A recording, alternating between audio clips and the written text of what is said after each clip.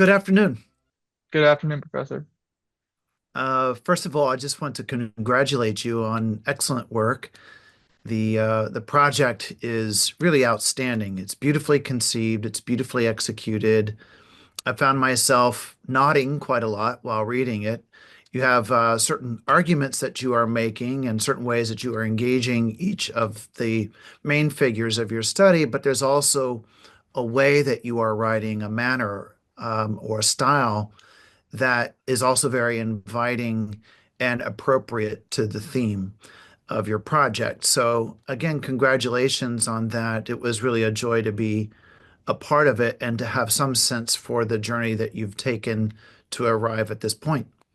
Yeah, thank you so much, Professor, and for taking the time to read it and offer your comments. Also, I want to thank the Center for Christian Jewish Learning and all the support they've given me. Excellent. All right, so we'll have a conversation for probably 20 or 25 minutes. And the questions will range from the general, namely around the origination of the project, what inspired you to do it, as well as some considerations of what you've learned, what you've most learned, what are some of the further implications of the work or ongoing questions that you have about your study. And then in the meantime, I'd like to ask you some more specific questions about each of the authors you're engaging, and think that will probably be more than enough for the time allotted for us. How does that sound? That was perfect. Okay, good. So, for the benefit of those who might be viewing this, would you tell us a little bit about what inspired you first to take on this project? So, start by giving the title of your project, and then describing for us succinctly what really prompted you to do this. Yeah, so the title of my project is Sabbath and Leisure as Remedy, a comparative study between Abraham Joshua Heschel and Joseph Pieper. And, the original idea for this started off as wanting to compare the Jewish versus Christian notions of time and space. So it was a very broad project. And this was for the Center for Christian Jewish Learning, so I wanted to cater to an interreligious dialogue between two religious and philosophical thinkers. And of course, that topic was way too broad, and you, Professor, helped me narrow it down. And actually, I had read Heschel, The Sabbath, in your class freshman year. Mhm. And you also recommended Pieper's Leisure, the Basis of Culture, which another professor incidentally had recommended me read that as well. So it seemed like all things sort of lined together, where we had these two thinkers who were writing within 3 years of each other in the 1950s and late 40s, after World War II. One called The Sabbath and the other by Pieper, Leisure, the Basis of Culture. And it seemed like they were both responding to similar negative effects of modern culture at the time. And what I wanted to do was present an interreligious dialogue, but also their Pieper is also a philosopher working within the Catholic tradition. So it would be a religious and philosophical dialogue. And what I wanted to do was present sort of what they were responding to, which is modernity. So I needed to have, I could have constructed modernity on my own, but it is nice to have a helper. And there was a couple of thinkers that we were floating by, like Dupree and Stephen Toulmin, whom I read, and they were great intellectual historians. But in the end, I found Byung-Chul Han, who is a modern philosopher writing in Germany. And what I found so helpful about his thought is his construction of modern culture. That's all he does all day and thinks about it. Um, and I just found his language very, very simple to and easy to read, and he could construct sort of a mood or a spirit of modern culture. Of course, he's writing right now in the 2000s, but a lot of the same effects Han is responding to, Pieper and Heschel were also responding to. So there's technically three thinkers, Byung-Chul Han, Joseph Pieper, and Abraham Joshua Heschel, but the main and Han is sort of the link between them. Yeah, he's a link between them, and he's also serving as a link between us and those figures. And I found that to be effective. If you could distill your central argument, the central argument that you pursue in this, what would it be? How would you do Yes, that? of course. Yeah, so I start off the project with the thought of Byung-Chul Han. I used three of his short little treatises. But in some like the summary of his thought and his sort of idea, which I take as the negative effects of modernity, which is that we are commanded by whom I don't specify, but commanded by culture, we could say, um, to act, and not only to act, but to act now, and not only to act now, but to work now. So there's a work culture that Byung-Chul Han, identifies as like the pinnacle of modern culture. He calls this achievement society, Mhm. and is the commandment to work that he sees is sort of um, the originator of a lot of negative problems, whether they be psychological, political, economic, etc. And so it is work culture that Han identifies and that I use as sort of the negative effects of modernity. Starts with work culture. Pieper also, he calls this the world of total work or the sphere of total work. So he also identifies sort of work culture as the problem of these all these negative effects he is observing in the 1940s and 50s. Now, Mhm. Heschel as well calls this civilization or technical civilization. And again, he sees technical civilization as something that is responsible for all of these negative effects of modernity. And both Heschel and Pieper offer what I call remedies. I don't lean into this medicinal language too much, but I call it remedies for technical civilization and the world of total work.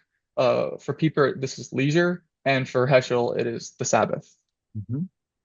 Right. So I think the medicinal metaphor is really quite helpful. There's a diagnostic element, and you're trying to give an account of the state of things, and that requires a bit of history, a bit of contextualization, but also trying to see how modernity is a kind of construction, that the world that we live in and sort of seeps that we seep into and seeps into us is itself a product of historical forces, and it's helpful to have some sort of genealogical outline of how we got here, and also what are the the things that ail us most about it, and then that sets up a, a kind of a therapeutic part of your project. In other words, what in light of these issues might we look to in terms of opening up our imagination or engaging in certain kind of practices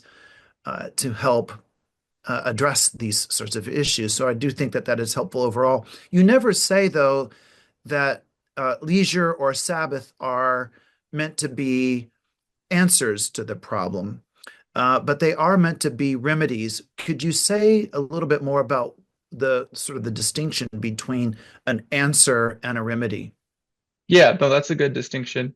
Well, Pieper is very good on this point, and his title seems to give it away that leisure is the basis of culture. Okay, we need to revive culture through leisure. Pieper would say yes, but he would also say no because in viewing or in saying that leisure is the answer to all of our problems, what we're eventually going to do, whether it's politicians or just culture more broadly or even religion, is that we're going to utilize leisure or in Pieper or in Heschel's case, utilize the Sabbath. And Mhm. the Sabbath was made for man and not man for man for the Sabbath. Or man was made for the Sabbath, not Sabbath for man. Um, and what that means, especially for Pieper, he talks about this a lot, is that leisure is precisely that which is done for its own sake. And therefore, if we were to say that leisure is the answer to all of our problems, inevitably we would reduce leisure through utility or some sort of metric. Mhm. And that would be precisely what he does not want to happen. So we can say, or I can say that along with Pieper and Heschel, that the Sabbath and leisure are remedies, but they cannot be the answer to all of our problems. They're going to lead to they're remedies in the sense that by pursuing them, pursuing Sabbath and leisure as an action for its own sake, they have a byproduct Mhm. which has a positive effect. So, in that sense, they're remedies, but they cannot Mhm. be the answer. Okay. Okay, good. Yeah, you're right. There's a funny way that spiritual practices can become instrumentalized to form a kind of spiritual materialism. You know, there's sort of an answer that you're going to slap onto a problem, but that might actually only be perpetuating the problem if you're Hmm. approaching it in that way. Now, let's Hmm. talk a little bit about Pieper himself. So, you've given us some sense about what leisure is. Could you tell us a little bit more about what it's not? If I were to say, well, leisure, that sounds like taking a break, or maybe being entertained or kind of, a bit of a diversion. Are we talking about the same thing? Uh, Obviously, no. But how would you distinguish leisure from just taking a break or entertainment? Yeah, no, that's good. Those are two uh, questions for modern culture. In modern culture, we think that leisure is simply taking a break. And Pieper, reviving ancient and medieval thought says, well, according to the ancients and medievals, um, taking a break is part of leisure. Um, but really, what leisure is not simply like an action, but it also requires like a mental attitude or a spirit. So a spirit of leisure will require um, praise, joy, and love.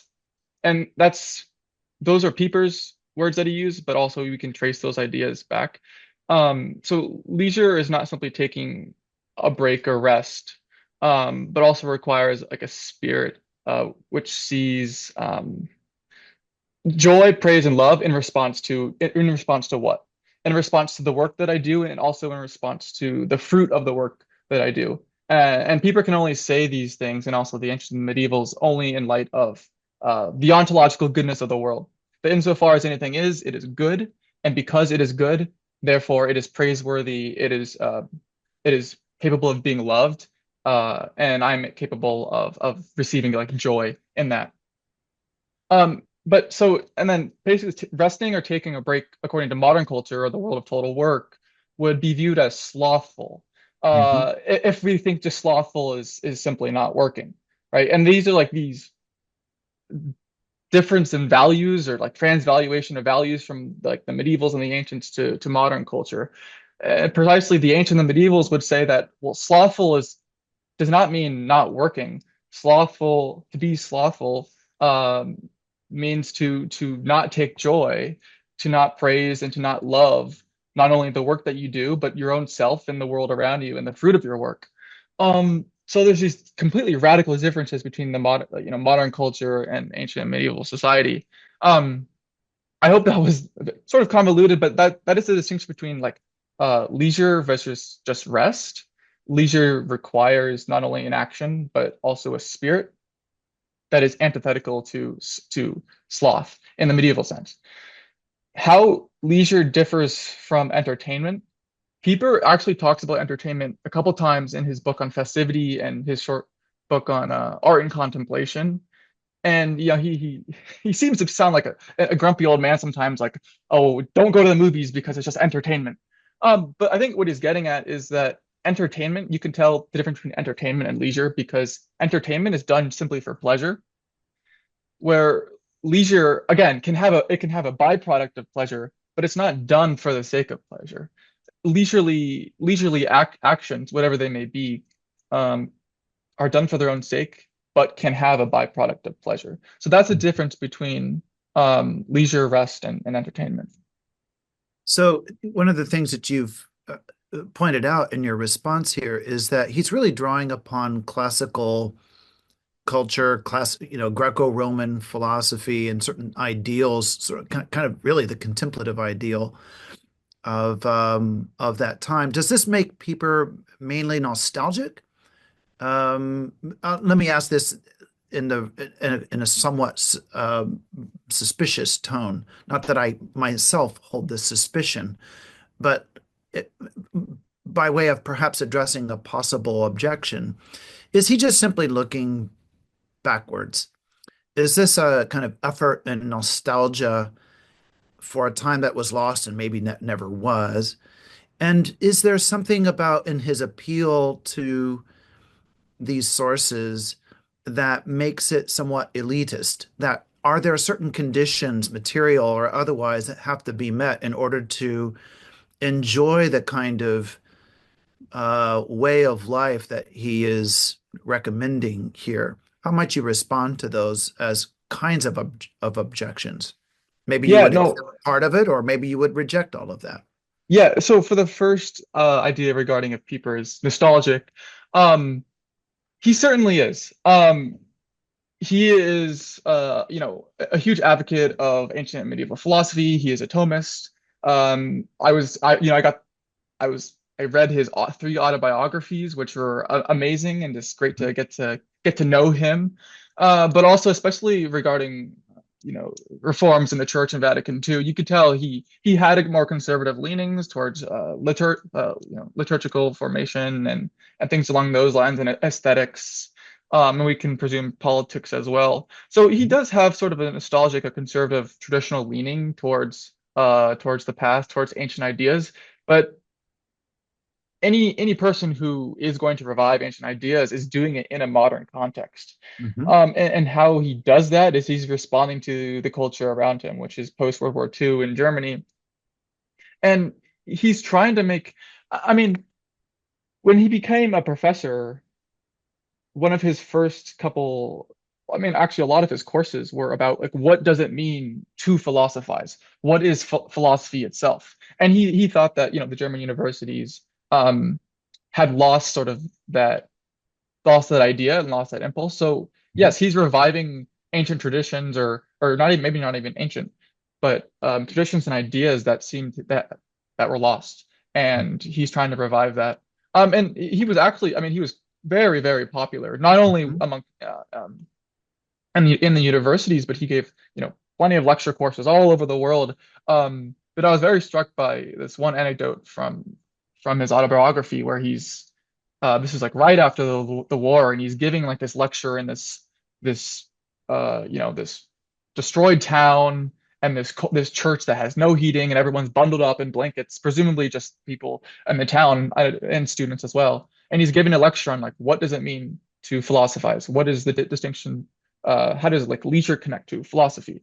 So yes, he's writing it in his context, and I would say he's not simply just trying to revive a past, but in a modern context. As to the second point, regarding is Pieper, an elitist, I would say that's a very good critique of Pieper, but at the same time, he is not just talking. He doesn't talk in his book on Leisure, the Basis of Culture, just of like the spiritual or the mental conditions necessary for leisure, but he does talk about the material conditions as Yes, well. he does. Yeah.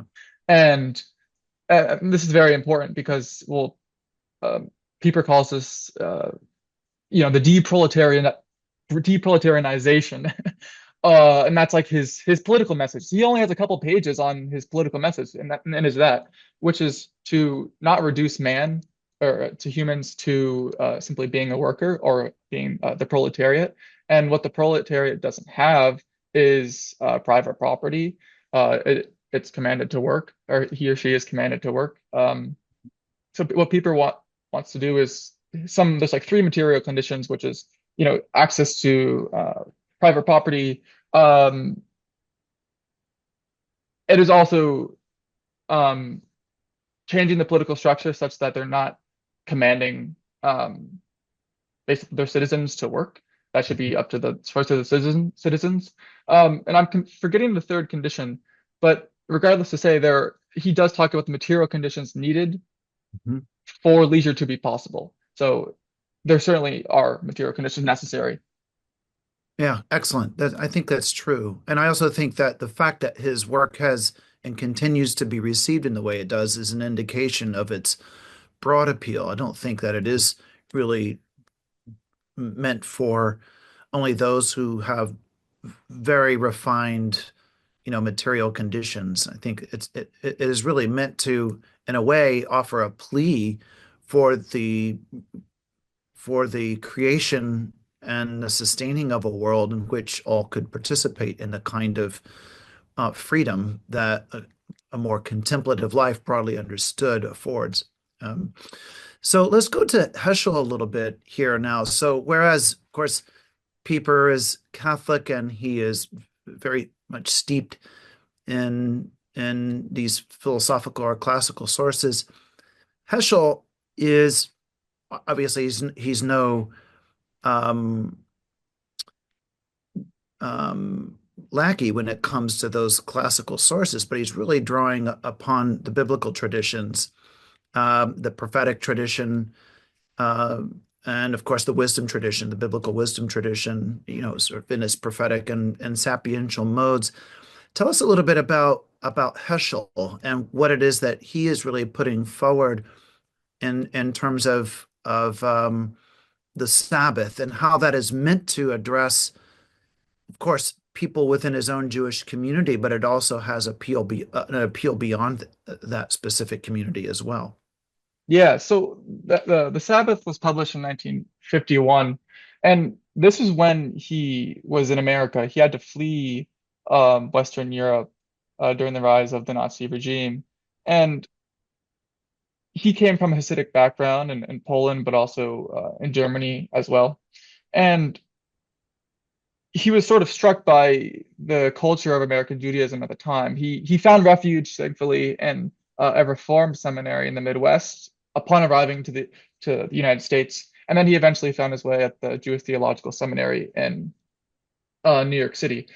Um, but again, these were stark differences from his Hasidic background, and he was just struck by the culture of Judaism at the time in America, which was leaning towards, well, sometimes Judaism had to become Americanized. It Mhm. had to adopt itself or adapt itself to American culture, which was becoming increasingly materialistic, which was, pushing communities into the suburbs, and Jews had to adapt. And unfortunately, that this for Pieper, this meant that they had actually lost some of their practices, rituals, and beliefs. Mhm. So the Sabbath is specifically responding to the state of Judaism, Reform Judaism, at the time in America, and trying to revive sort of the ritual, the practice of the Sabbath, but also the reasons, the biblical reasons why um, it is necessary, and presenting in a way that's not legalistic either. Mhm. That's something that Pieper or that Heschel was against. A lot of his colleagues at the Jewish Theological Seminary, that was mainly all they did. And Heschel is bringing a new tradition, and new resources. And this book was profoundly popular all over the country. So tell us a little bit about how he is trying to make a strong contrast between what he calls civilization and then the architecture of time associated with Sabbath and keeping the Sabbath or participation in the Sabbath. And let me add to this question: is he also a kind of romantic in the sense? Is he wanting to destroy civilization? Does he think civilization is evil? Is this a realistic account? Or is it subtler? I mean, I know that there are certainly rhetorical features of making contrast between this and that and what he's offering in that book. It would be easy to overstate, I think, what he's trying to get at. So help us with a little bit with the nuance, knowing that of course he's saying civilization means this and Sabbath means that. What does he mean by that distinction? But then, how are there some subtle relationships between those two as well? Yeah, good. So yeah, technical civilization for Heschel. I mean, he's really just talking about America. Um, but he has all these. His language is very poetic, and there's lots of aphorisms, and sometimes his thought is scattered around. But you can get a general idea and picture of what he's talking about by technical civilization, if you do a little more thinking. Mhm. But basically, technical civilization is, yes, a spirit, a mood, perhaps a command to work on the things of space, the Mhm. things of space. space around us, and also to utilize it to bear fruit. In some sense, we could compare this to Francis Bacon, or his like domination of nature, or something along those lines. Yes. But for Heschel, at least in this book, like the distinction is between technical civilization as controlling or getting things from space, and also time. So the distinction between space and time. Hmm. Time, on the other hand, for Heschel, in relation to the Sabbath, is he calls it the Sabbath as an architecture, or like a cathedral in time, and we can think of that as something that is it provides a structure in time, Hmm. and also something that we go into. Also, that differs from, I guess, of course, there's time as well within technical civilization, but Hmm. Pieper Heschel is talking about like a qualitative difference in between the ordinary time and time within the Sabbath, or also time that the Sabbath structure. So with the Sabbath, all of time is structured around it. All time, all things that during the work week is Hmm. oriented towards the Sabbath. So the Sabbath provides literally like an architecture to time itself, and that will go into my argument about Sabbath as a remedy Hmm. for um, technical civilization. How, but of course, Heschel is not saying we need to reject technical civilization. What he's saying is that we need to have a new relationship to it. So there's Hmm. nothing wrong in itself, depending on how you're getting the things from so-called space, or how you're using space. There's nothing necessarily wrong or evil about that. But what Heschel's saying is that if that's all we're doing, we can't see anything beyond simply like utility, beyond simply utilizing the things of space. Then there's something lost there. Hmm. What the Sabbath offers is a time and a space, um, apart from technical civilization, where we're not concerned with grabbing or utilizing the things of space of working at all.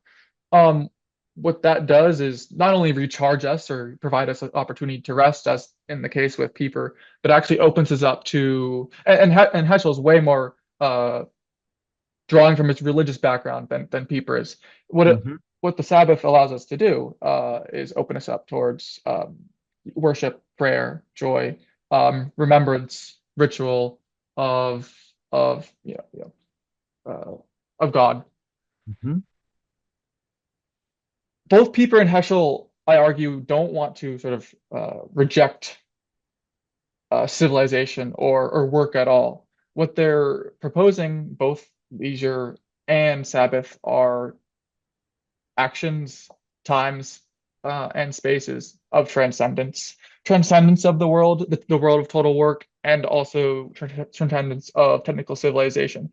But I argue that they're not transcending. They don't propose Sabbath and leisure as transcending, so that they leave work behind. But Hmm. instead, I argue that they propose transcendence as a method or a means to transform. Hmm. So Pieper doesn't want to like keep the world of total work, nor does Heschel want to keep technical civilization the way that it is. They propose that leisure and Sabbath will be able to transform both those respective spheres. So it sounds like then, having given a characterization of each of them and having talked about each of them in relationship to the other thus far, that they really seem to be fundamentally proposing the same kind of thing. If we think of that thing as a sort of attitude or a way of life, they may have different resources, they may have different kinds of specific practices that they are recommending, and different ways of communicating it. But overall, it sounds like they're deeply compatible. Would you say that that's true? And if that is true, is there anything that you think separates them or distinguishes them from one another by way of some kind of contrast that could amount to a kind of mutual correction or critique? Yeah. So in some sense, we could view both Sabbath and leisure as practices, as remedies, and in that sense, they're the same. They're both practices and remedies from their respective religious traditions, responding to the same um, the same effect, the negative effects of modernity. Um, so in that sense, they're the same. What I think Heschel actually offers that Pieper doesn't is a moral imperative. What I Hmm. mean by that is Heschel has this idea of the pious man, and I'm drawing that from his philosophy of religion, philosophy of Judaism.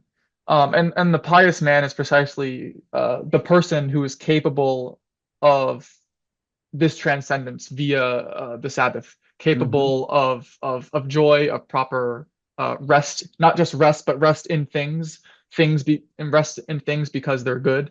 Hmm. Um, the and so in his philosophy of Judaism, he says like the pious man is capable of wonder, of this religious experience, of either the things or an experience of God through prayer or something along those lines. But it's not just like wonder or praise or joy or love that the pious man witnesses, but it's also this imperative to act. Hmm. And this imperative to act is precisely the moral dimension that is so crucial to Heschel's thought, but also Heschel's life. I don't mention in this paper too much, but obviously Heschel was very important in the civil rights movement and also against anti-Semitic movements all over, I thought all over the world and Russia, and also he was an advocate for the Zionist movement. So Heschel was very he was marching with Martin Luther King. Hmm. So there's a moral dimension in Heschel's thought that is absent from Pieper. And I mean, of course, both are moral in the sense that they are proposing actions to do, but there's no really sense of justice besides Pieper's recommendations for the material conditions Hmm. for leisure. Besides that, there's really not much about anything to do with like, social justice along those lines, which Hmm. is quite striking compared to Heschel. So I would say that's the only difference. Of course, in the Sabbath itself, the book, Heschel doesn't talk about social justice or any like moral obligation. But Hmm. if you read his other philosophy of religion, philosophy of Judaism, it's central. And also, he has a book which is based off his dissertation at the University of Berlin on the prophets, and it's Hmm. precisely the prophets who are the ones calling people towards social justice. Hmm. So yeah, that's absent from Pieper, and I would say That's excellent. So maybe just two more questions here, and we can wrap up this what's been such an enriching conversation. The first one really asks you to step back a bit and to reflect on what it means to do this kind of interreligious dialogue or interfaith learning. Um, what is it about bringing two figures together, just in this case, two figures together, each representing a different religious tradition, seeing a certain affinity between them, but sufficient contrast between them to make comparison interesting. But doing this in a comparative theological mode, um, what do you think you've learned about, um, I don't know, exploring big questions or issues like this in an interfaith mode? Is there something specific about that kind of inquiry that is needed or particularly productive in a way that maybe just focus within one religious tradition isn't? Mhm. Yeah, this was my first project through in this comparative theological mode Mhm. through interreligious dialogue. It's my first project like this. Um, I was just struck by obviously the conclusions they reach are very similar, Mhm. drawing from their respective religious backgrounds. What I found so enriching about this project was um, I wanted to go deeper and deeper and deeper. I Mhm. wanted to go to the sources of Pieper, which in his case was largely Aquinas and the Thomistic uh, tradition. And for Heschel, it's the Hasidic tradition, the rabbinic commentaries. I wanted to go into those. I just didn't have the time. Mhm. Um, Sure. so to see where sort of their influences came from, I was really interested in. This was, I would say, productive. If I had just focused on Pieper or just focused on Heschel, I think I could have done a very, very, you know, similar, I could have had a similar thesis. But I Mhm. think what this offered was providing a broader context that both of these thinkers are writing at the same time, the same different contexts, of course, but responding to the same thing. To see that various religious traditions basically are working together, even though they didn't. Pieper and Heschel never were in contact with each other. Mhm. Um, I think fascinating, and oh, hopefully my project has come to show that this is, I guess, going forward, that this type of dialogue does not need to be done just in an academic way, Mhm. but something that can be done on the ground. Um, yeah, on the ground. It strikes me in your response to that that given the scale of the issues you've diagnosed at the beginning, these are the issues that affect us all. So if there is going to be any kind of meaningful response to it, it's going to take coordinated effort across traditions to do so. And so an interfaith form of learning and cooperation along these lines would seem essential rather than it just simply being a private matter or only reduced to a particular community, religious or otherwise. We need to have practice in finding out what is common and what is distinctive in order to address these things, these issues that we in fact share. And I think that the the real problems that you outline in the first going of the thesis are enormous and all consuming. They affect us all. Mhm. Um, Now you say on the ground, and this will just maybe lead to my final question to you. If you were to recommend, say, to your fellow students, um, one or two practices or attitudinal shifts in light of your study, in light of what really is animating this project, what might you recommend? Yeah, there's a lot going through my mind right now because, you know, both Pieper and Heschel offer so many different resources. It's not simply the Sabbath and leisure. Leisure consists of leisurely actions, and there's so many that Pieper remarks. And the Sabbath is not simply it requires so many different rituals and different attitudes. And Heschel is remarkable at pulling all of these different interpretations of the Sabbath throughout uh, uh, the Jewish tradition and what that might mean. If I could offer some practices, I would say one would be this idea that's both in Heschel with the pious man and with Pieper within the mental conditions needed for leisure, which is this idea of praise, love, and joy or delight. Hmm. Delight in what and praise of what, and this is for Pieper, the ontological goodness of the world, or we could just say the goodness of the world, the goodness of reality. Now, I don't know if you need a theological view for that, Mm-hmm. but that's aside. But regardless, so what that means on the ground would be delight in the work that you do, Hmm. delight in the fruit of your work. That is, it's in itself um, a complete shift from the world of total work, of doing work just for work's sake, or doing work simply for some utilitarian gain or pleasure or money, etc. But actually to take delight in not simply work, but any action that you do, Hmm. and the fruit of that action, I think is central to Pieper and Heschel. But it's open. I was sort of raising the question: is this a theological or philosophical position? It's open to a theological interpretation. that the reason there is an apparent goodness or a reason to take delight in anything at all ultimately leads to a religious answer. Mm-hmm. Another practice, or at least for students, would be an understanding of the liberal arts, the liberal versus the practical arts. Mm-hmm. That distinction for Pieper is central to understanding what does it mean for an action to be done for its own sake. Mm-hmm. To understand that distinction, I think is crucial. Mm-hmm.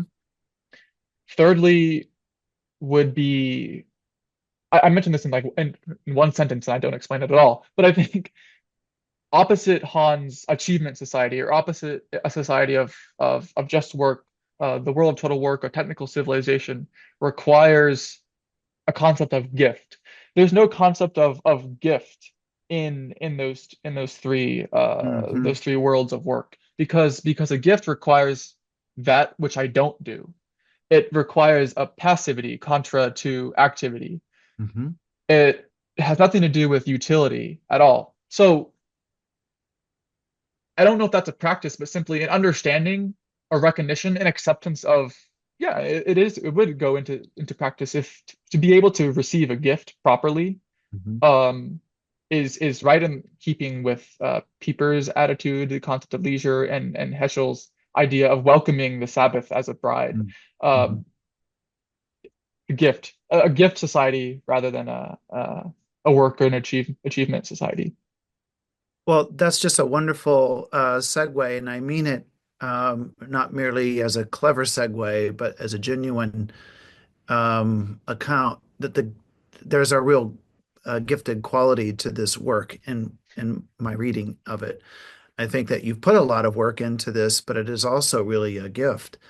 I can see that as as you are working through the materials, the depth of research, the appreciation for detail, and also appreciation for the actual lives of both of these men, their contexts, doing the autobiographical, bringing the autobiographical and biographical elements to that.